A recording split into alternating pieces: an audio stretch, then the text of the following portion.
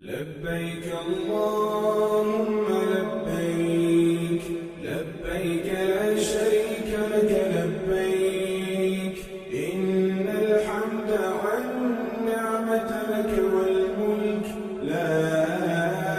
شريك لك.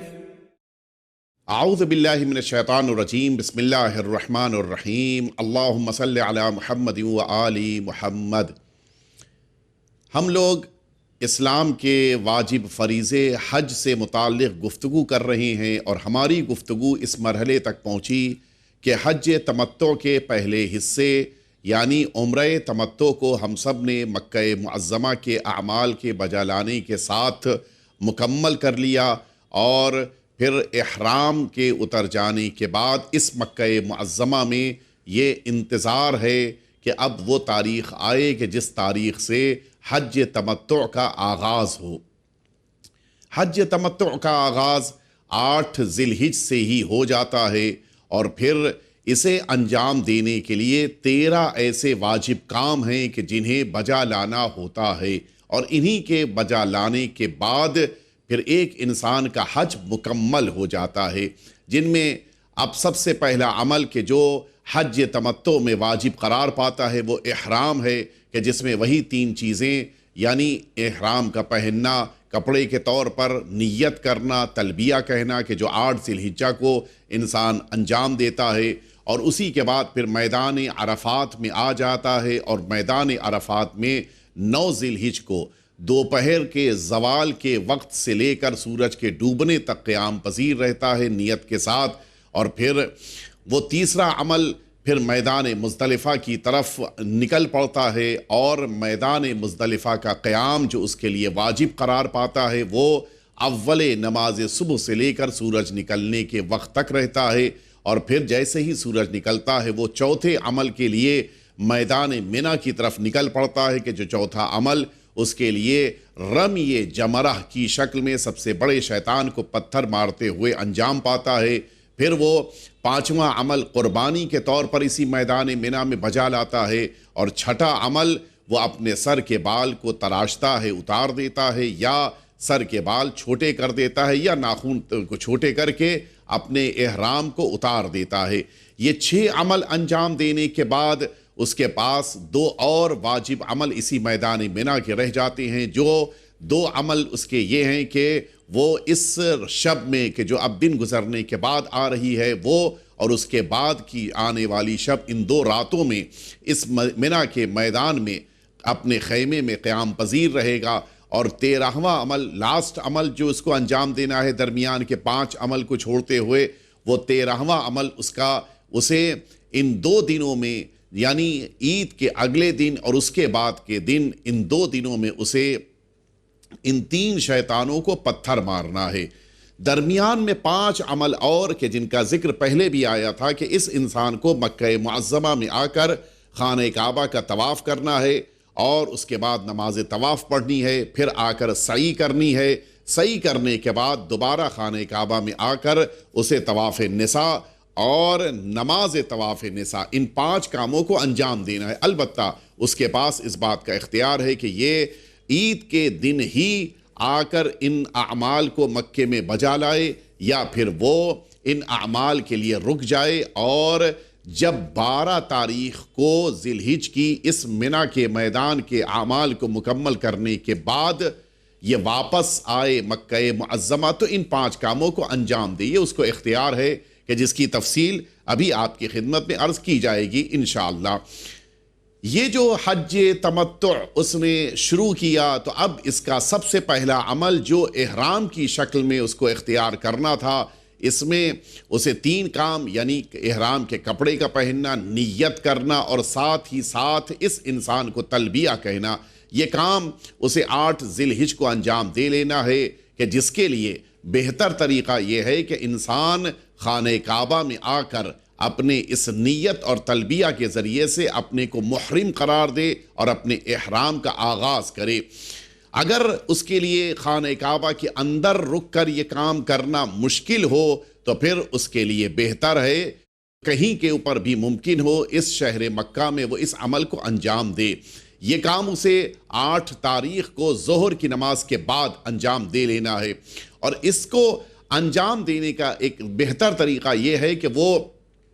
لباس احرام کو جہاں پر قیام پذیر ہے یعنی ہوٹل وغیرہ میں وہاں سے پہن کر آئے خانہ کعبہ میں، اور جب وہاں پر وہ نیت اور تلبیہ کہنے کا ارادہ کرے تو پہلے اپنے لباس کو جو احرام کا لباس ہے اس کو وہاں پر دوبارہ ٹھیک ٹھاک کر لے، اور پھر اس کے بعد وہیں پر نیت کہ جو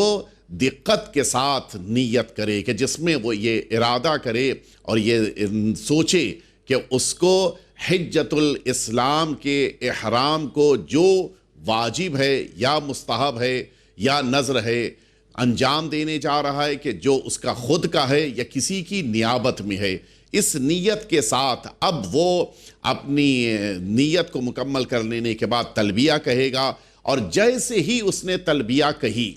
اب اس انسان پر وہ 24 چیزیں کہ جن کی تفصیل سے وضاحت آ چکی ہے اس پر حرام ہو جائیں گی، اور اسی طرح سے ان میں سے کسی ایک کو بھی انجام دینے پر اسے کفارہ بھی دینا ہوگا کہ جن کا ذکر بھی پہلے آ چکا ہے، اور اسے ان سب سے بچتے ہوئے احتیاط کرتے ہوئے اب اپنے حج کو انجام دینا ہے جو حج تمتع کہلاتا ہے۔ یہ انسان اب 8 تاریخ کو ذی الحجہ کی اس مکہ معظمہ میں احرام پہن لینے کے بعد اب اسے آنا ہے عرفات کے میدان میں اگلے دن ظہر کی نماز سے پہلے، لیکن اس کے لیے اب ظاہر ہے کہ اس کے پاس ابھی وقت ہے، تو البتہ مستحب تو یہی ہے کہ اس انسان کو اس دن کو گزارنے کے بعد رات منی میں آ کر گزارنا چاہیے، لیکن چونکہ یعنی 9 تاریخ کی جو رات آئی ہے منی میں آ کر گزارنا چاہیے، لیکن نارملی یہ ممکن نہیں ہوتا اور ٹورز وغیرہ کے لیے بھی پاسبل نہیں ہوتا، لہٰذا یہ سارے ٹورز ان کو لے کر یعنی ان حاجیان کرام کو لے کر اور سارے افراد یہ عرفات کے میدان میں آ جاتے ہیں اور رات میدان عرفات ہی میں قیام پذیر ہوتے ہیں۔ وہ میدان عرفات کے جو اس مکہ معظمہ سے 14 کلومیٹر کے فاصلے پر ہے، یہاں اس انسان کو رات گزارنا اور پھر صبح کا وقت گزارنا، اور پھر اب جب دوپہر کا وقت آیا تو دوپہر کے موقع پر اول زوال سے لے کر غروب تک اس میدان عرفات میں رہنا، ٹھہرنا، قیام کرنا اس کے لیے واجب ہے۔ یہ نیت کے ساتھ ہونا چاہیے، یعنی وہ یہ نیت کرے کہ میں وقوف عرفات انجام دے رہا ہوں یا میدان عرفات میں قیام پذیر ہو رہا ہوں حجۃ الاسلام میں، اور پھر وہ تفصیل کہ یہ میرا خود کا حج ہے یا کسی اور کا حج ہے یا واجب ہے، مستحب ہے، ان ساری نیتوں کے ساتھ۔ اور اس کے بعد یہ انسان جو میدان عرفات میں ہے وہ اپنے اختیار سے یہاں پر آ کر بیٹھا ہو، ایسا نہ ہو کہ اسے مجبور کر دیا گیا ہو، وہاں پہ لا کے بٹھایا گیا ہو، اور اسی کے ساتھ ساتھ یہ میدان عرفات کا سارا وقت سو کر یا بے ہوشی کے عالم میں نہ گزارے، بلکہ کچھ وقت ایسا ضرور ہو کہ جو بیداری کے عالم میں ہو اور ہوش کے عالم میں ہو، اور میدان عرفات میں بیٹھ کر اس نے اپنے حج کے اس پارٹ کو انجام دیا ہو۔ یہ انسان کے لیے ایک خاص مرحلہ جو 9 ذی الحجہ کا ہے اس پر یہ توجہ دینے کی ضرورت ہے کہ یہ 9 ذی الحجہ چاند کے دکھائی دینے کی بنا پر 9 ذی الحجہ قرار پائے، یعنی میرے کہنے کی مراد یہ ہے کہ چاند صحیح طریقے سے دیکھا گیا ہو اور پھر یہ اس کے 9 دن گزرنے کے بعد 9 ذی الحجہ آئی ہو۔ کبھی کبھی ایسا ہوتا ہے کہ پہلے سے تاریخوں کا اعلان چاند دیکھے بغیر کر دیا جاتا ہے، یا کسی اور وجہ سے بھی چاند نہیں ابھی دیکھا گیا اور پھر بھی اگر اعلان کر دیا گیا تو اگر شرعی طور پر یہ چاند 9 ذی الحجہ کے لیے ثابت نہیں ہے تو پھر یہ 9 تاریخ ذی الحجہ کی نہیں شمار ہوگی، ہو سکتا ہے کہ 8 ہو سکتا ہے کہ 10 ہو، یہ مختلف تاریخیں، جب تک یقین نہ ہو تب تک یہ 9 ذی الحجہ کو روز عرفہ نہیں قرار دے گا۔ ظاہر ہے کہ آیت اللہ العظمیٰ غیث ثانی حفظہ اللہ تعالیٰ کی نگاہ میں 9 ذی الحجہ شرعی طور پر رؤیت کے ساتھ ثابت ہو گئی ہو یا پھر ماقبل کے مہینے کے 30 دن گزر گئے ہوں اور پھر اس کے بعد کا پہلا دن گزرتے ہوئے یہ 9واں دن آیا ہو. لیکن اگر کسی اور طریقے سے پہلے سے اعلان کر دیا گیا یا گورنمنٹ لیول پہ اعلان ہو گیا اس طرح سے کہ جو شرعی طور پر چاند ثابت نہ ہوا ہو، تو احتیاط واجب یہ ہے کہ انسان 9 ذی الحجہ کو شرعی طور پر ہی تاریخ آنے پر میدان عرفات میں آ کر بیٹھے. لہٰذا اب اگر چونکہ یہ احتیاط واجب ہے، لہٰذا اگر یہ مشکل آن پڑے، ایسی کوئی صورتحال آن پڑے کہ جہاں پر چاند ثابت نہ ہو، پہلے سے اعلان شدہ چاند کی بنا پر انسان آ کر میدان عرفات میں بیٹھا ہو، تو پھر اسے احتیاط واجب کے مسئلے کے مد نظر کسی فل اعلم یعنی مرجع تقلید کے بعد سب سے زیادہ پڑھے لکھے مرجع کے فتوے کے مطابق دیکھنا ہوگا کہ اگر انہوں نے پرمیشن دی ہے تو پھر وہ اس تاریخ کو اپنے لیے 9 ذی الحجہ قرار دیتے ہوئے اپنے سارے اعمال جو حج کے رکن کے طور پر وہ انجام دے رہا ہے انہیں بجا لائے گا. اس کے بعد یہ انسان جو میدان عرفات میں آ کر قیام پذیر ہوا ہے، اس کے لیے کچھ چیزیں ایسی ہیں کہ جو مستحب قرار دی گئی ہیں، کہ جن میں اس انسان کے لیے سب سے پہلی چیز تو یہی ہے کہ وہ ظاہر ہے کہ اب لوگوں کے ساتھ اپنے قافلے کے ساتھ یہاں پر آیا ہے، اور اس بات کے مد نظر کہ اگر وقت کے اوپر پہنچے گا تو کافی بڑا ہجوم، بہت بڑا کراؤڈ اس کو فیس کرنا پڑے گا. لہٰذا قافلے کے ساتھ رہتے ہوئے یہ انسان اگر پہلے ہی سے ایک شب پہلے آ گیا، یہاں پر قیام پذیر ہو گیا، یا اس دن صبح میں ارلی مارننگ وہاں پہنچ گیا، یہ اس کے لیے بہتر ہے کہ قافلے کے ساتھ رہتے ہوئے اس میدان عرفات میں پہنچے. اسی طرح سے وہ انسان کہ جو اس 9 ذی الحجہ کو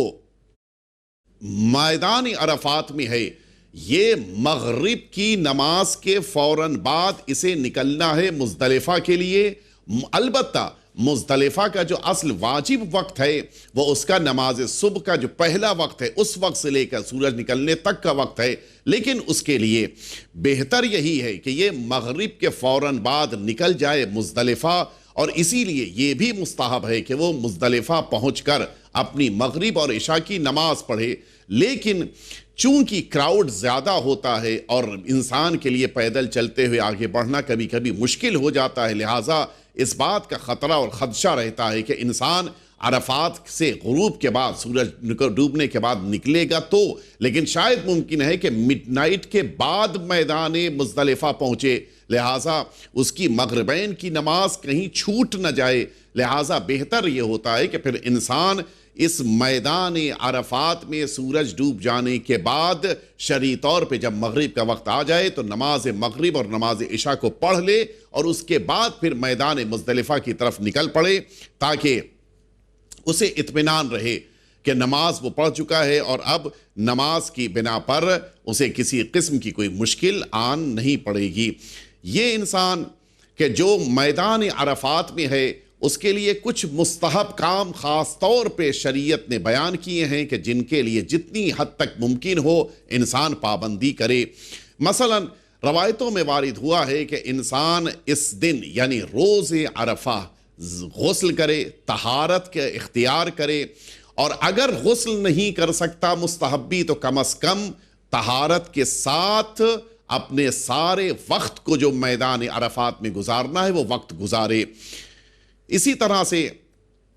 میدان عرفات نشانی ہے جناب آدم کی بھی. اسی میدان عرفات میں جناب آدم کا وہ پہاڑ بھی موجود ہے کہ جہاں جناب آدم تشریف لائے تھے، اور اس پہاڑ کے لیے یہ مشہور ہے کہ یہیں پر جناب آدم کی توبہ بھی قبول ہوئی ہے. لہٰذا یہ جو پہاڑ اس میدان عرفات میں پایا جاتا ہے، اس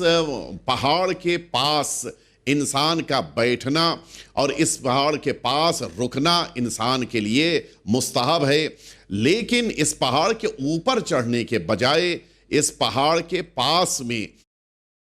انسان کے لیے لیفٹ سائیڈ میں بیٹھنا مستحب قرار دیا گیا ہے. انسان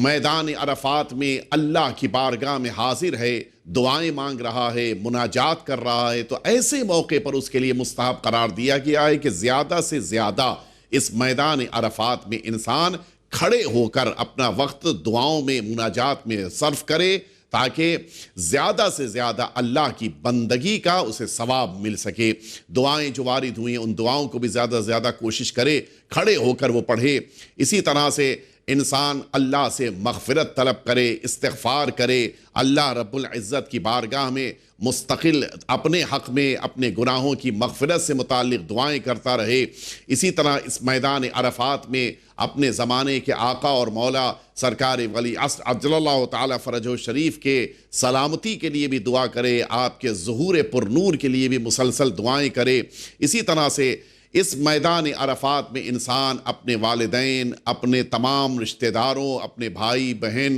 وہ تمام مؤمنین کے جن کا اس کی گردن پہ حق ہے، ان سبھی کو کم از کم 40 مؤمنین کے نام اپنی زبان پر لے اور ان کے لیے بھی اس میدان عرفات میں دعا کرے۔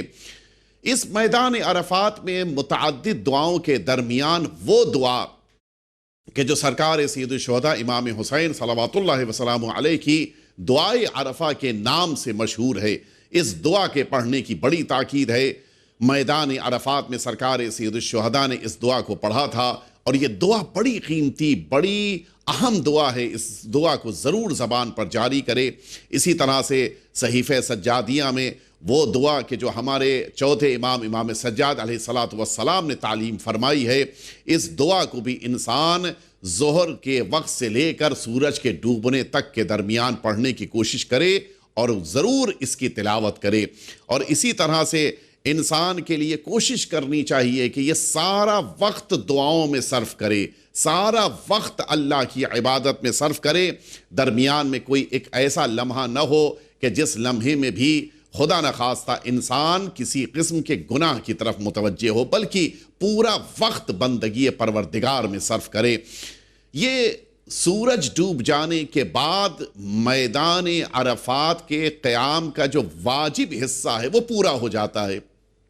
اب اسے نکل پڑنا ہے میدان مزدلفہ کی طرف۔ میدان مزدلفہ وہ جگہ ہے کہ جہاں پر جانے کے بعد خود ایک قیام جو اس کے لیے واجب ہے میدان مزدلفہ کا، اسے بجا لانا ہے، اور ساتھ ہی ساتھ اسے کچھ اور بھی کام جو اس کے لیے مستحب قرار دیے گئے ہیں انہیں انجام دینا ہے، جن میں سے ایک بڑا اہم کام ہے کہ اسے اسی میدان عرفات میں چند کنکریاں جمع کرنی ہیں کہ جن کے ذریعے سے میدان عرفات میں وہ شیطانوں کو پتھر مارے گا۔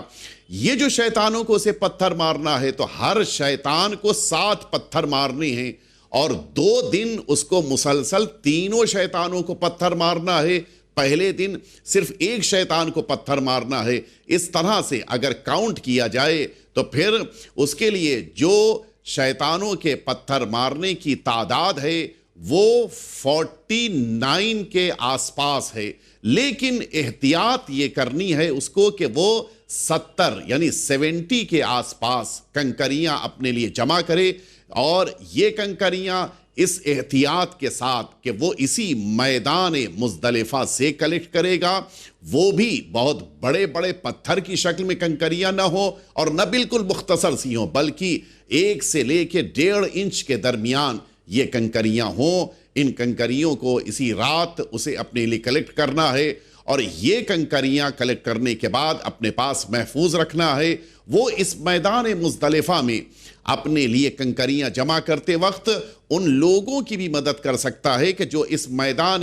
مزدلفہ میں کنکریاں جمع کرنے کی کوشش کر رہے ہیں، ان کی مدد بھی کر سکتا ہے۔ اگر وہ ضرورت مند نہیں بھی ہیں پھر بھی ان کی مدد کی جا سکتی ہے۔ اور اسی طرح سے یہ جو اس نے اضافی کنکریاں یہاں پر لی ہیں، ظاہر ہے 49 کی ضرورت تھی اور اس نے مزید کنکریاں یہاں پر لی ہیں، ان کا کئی طرح سے استعمال کر سکتا ہے۔ ضرورت مند افراد کو بھی دے سکتا ہے، بوڑھے افراد کو بھی دے سکتا ہے، ایسے افراد کو کہ جن کی کنکریاں کم پڑ گئی ہیں انہیں بھی دے سکتا ہے، خود یہ انسان بھی۔ ظاہر ہے کہ 49 کنکریاں شرطوں کے ساتھ اس کو مارنا ہے، شاید ممکن ہے کہ اس کے لیے اگر صرف 49 ہو تو کنکریاں کم پڑ جائیں، تو اس لیے احتیاطی طور پہ اسے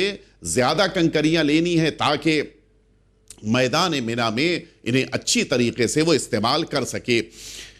میدان مزدلفہ میں اس انسان کا قیام ہے، اور اس میدان مزدلفہ میں جیسے ہی اول صبح کی اذان ہو، یہ انسان اول صبح اپنی نماز صبح کو ادا کرے، دعا پڑھے اور یہاں پر اس بات کی تیاری کرے کہ جیسے ہی سورج نکلے گا وہ اس میدان مزدلفہ سے بالکل ملا ہوا ایریا جو میدان منی کا ہے وہاں کے لیے نکل پڑے گا۔ لیکن اس بات کا خیال رہے کہ سورج کے نکلنے کے بعد میدان منی کی طرف بڑھے گا، ایسا نہ ہو کہ سورج نکلنے سے پہلے میدان مزدلفہ سے نکل پڑے، بلکہ سورج نکلنے کے بعد ہی اسے اس میدان منی کی طرف نکلنا ہے۔ جب یہ میدان مزدلفہ میں موجود ہے تو اس کے لیے کچھ کام مستحب ہیں کہ جن میں سے ایک اس کے لیے مستحب ہے کہ جب میدان مزدلفہ کی طرف بڑھ رہا ہو میدان عرفات سے، اور اسی طرح سے میدان مزدلفہ میں بھی چل رہا ہو تو بڑے ہی آرام سے، سکون سے، وقار کے ساتھ آگے بڑھے، اپنا سارا وقت وہ اس دن یعنی میدان مزدلفہ میں جو یہ وقت شب کا گزار رہا ہے، یہ پوری رات اگر گزارے مزدلفہ میں تو یہ اس کے لیے زیادہ بہتر ہے۔ اسی طرح سے اپنی نماز اور اپنی عبادتیں زیادہ سے زیادہ کوشش کرے کہ میدان مزدلفہ میں انجام دے، اور یہ کوشش کرے کہ میدان مزدلفہ کا سارا وقت وہ طہارت کی حالت میں گزارے، یہ اس کے لیے مستحب ہے۔ اس کے لیے اگر وہ وضو کے ساتھ رہ سکتا ہے تو بہتر ہے، بقیہ جو بھی طہارت کے طریقے ہیں انہیں وہ اختیار کر سکتا ہے، اور اس طرح سے یہ اپنے میدان مزدلفہ کے اعمال کو بجا لانے کے بعد میدان منی کے لیے نکل پڑے گا اور پھر میدان منی کے واجبات کو بجا لائے گا۔ یہاں پر ہم اپنی گفتگو کو روکتے ہوئے اس انتظار میں کہ انشاءاللہ اگلی گفتگو ہماری میدان منی کے واجبات سے متعلق ہوگی، ہم رب العزت کی بارگاہ میں دعا کریں گے کہ پروردگار عالم ہم سبھی کو اس میدان مزدلفہ کے اعمال کی توفیق اور سعادت حج کی قبولیت کے ساتھ عنایت فرمائے۔ وصلی اللہ علی سیدنا محمد وآلہ الطیبین الطاہرین۔ لبیک اللہ